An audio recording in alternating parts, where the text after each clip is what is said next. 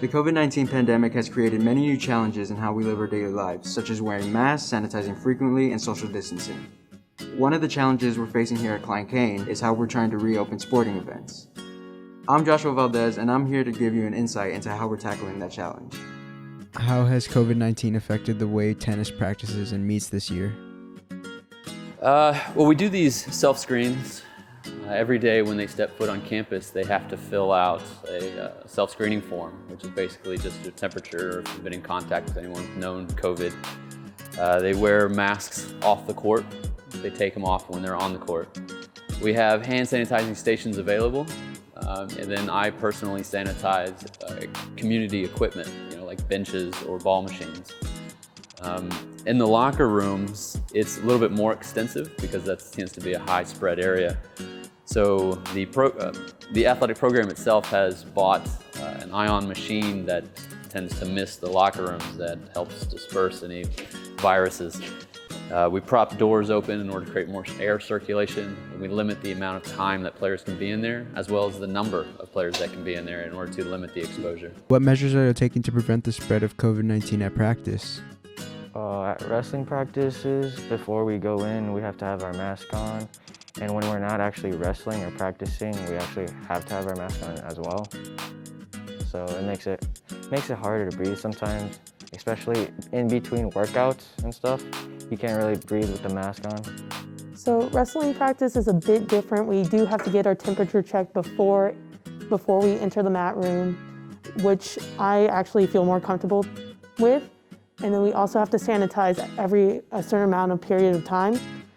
And then we do follow what Coach Clancy and what Coach Fields says to do, and I feel happy and safe with that measurement. And then we don't know as of right now for the spectators where they stand. We're playing it by ear. Practice, it's crazy. Just stating the obvious, we all have a mask on. Everybody's doing that. All athletics as a whole, we're checking temperatures daily, before we're entering locker rooms, before we're attending practices. Our check-in procedure has even changed. With our coaches, each coach takes a clipboard and we physically separate boys from girls. We go to two complete other ends whenever they check in rather than having one big line. And we meet daily. We talk to the athletes every single day, expectations for the workout, expectations for the week. We typically would meet in the team room, and that's now changed to our meeting room is outside now. We physically meet at the track so we can space out as much as we can. And that's just on a daily basis.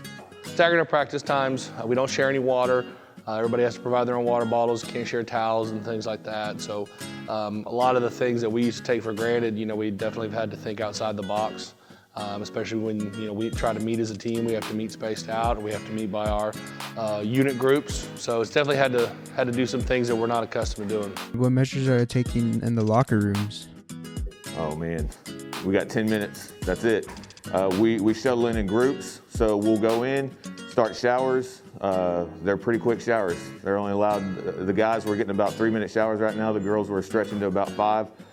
They go into the actual locker room. Doors have got to be open. Fans have to be on the whole entire time. They get dressed, they get right back outside. It's a 10-minute max for all athletes in the locker room. Well, again, it just kind of goes out to capacity numbers and spacing. We're only allowed 50% capacity in the weight room. So we've had to do some unconventional things in terms of doing more outside stations, doing more stations in the hallway or in the open areas when we have our masks on, still staying spaced out. Locker rooms, the same type of deal. You work at a 50% capacity of a locker room and you move people in and out. You don't give them very long to be in there, and they have to stay masked while they're in the locker room, which puts an extended period of time for the kids to be in there, but also it allows us to ensure that we're following protocols and staying safe. And how long do you think it'll be before we get back to normal? This is going to have lingering effects. I think it's going to ripple for quite some time. It's the way that the team interacts socially outside of tennis is being drastically impacted, which in turn affects the way that the culture is set. So the lingering effects of this is unknowable, but I believe that we're going to have these restrictions like the mask and sanitation well through this year. I have no clue. This may be the new normal. We hear that word all the time. It could be all year. It could go into next year. We have no clue. That's for science to tell us. There's going to be some things that come out of this that we embrace, as a society and take forward. We've learned how to do things more efficiently in some areas, but also some things that we realized that we took for granted, before the pandemic. So I think that, whatever, it'll be a new normal, whatever that normal does come back. But I think obviously when, they can produce some type of vaccine or some type of, medical assistance, to make people feel like a pandemic's not going to break back out again and become something that, puts us all back in quarantine, and then I think we're all anxiously awaiting, when that does take place. Regardless of what the future holds, Klein ISD has made it clear that these decisions are driven by student safety. I'm Joshua Valdez, and you're watching Kane Live.